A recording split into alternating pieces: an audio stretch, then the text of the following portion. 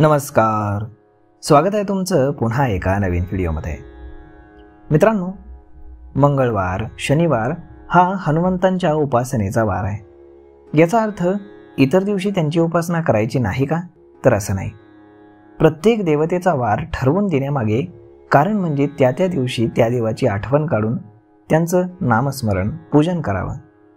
काही उपासना या दैनंदिन स्वरूपाच्या असतात, जसं की सकाळी उठल्यावरती दोन्ही हातांचे तळवे पाहून लक्ष्मी, विष्णू आणि सरस्वती यांचं स्मरण करावं। त्यानंतर कयाग्रे वसते लक्ष्मी, करमध्ये सरस्वती, करमुले तू गोविंद, प्रभाते करदर्शनम हा श्लोक म्हणावा।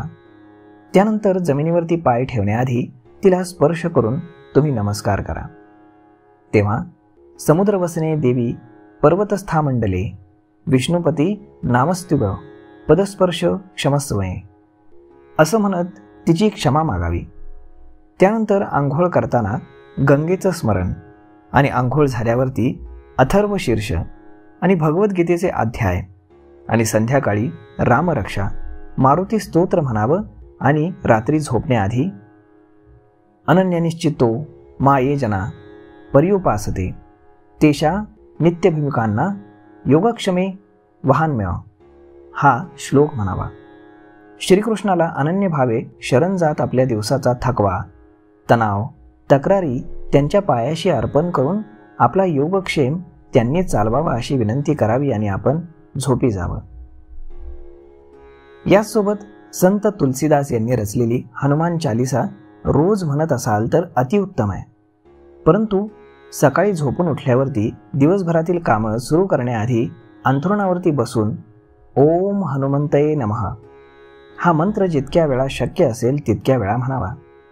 त्यासाठी हातामध्ये जपमाळ घेण्याची काही गरज नाही, केवळ मनापासून हा मंत्र म्हणणं अपेक्षित आहे। या मंत्राची ताकद अशी आहे की हनुमंताला आपलं गाऱ्हाणं ऐकावंच लागतं, त्यासाठी हाक मनापासून मारावी लागते, हेही तेवढंच खरं आहे।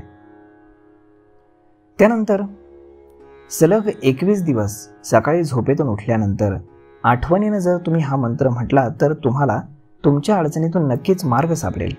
यासाठी झोपून उठल्यावरती नामजप मनातल्या मनात सुरू करा।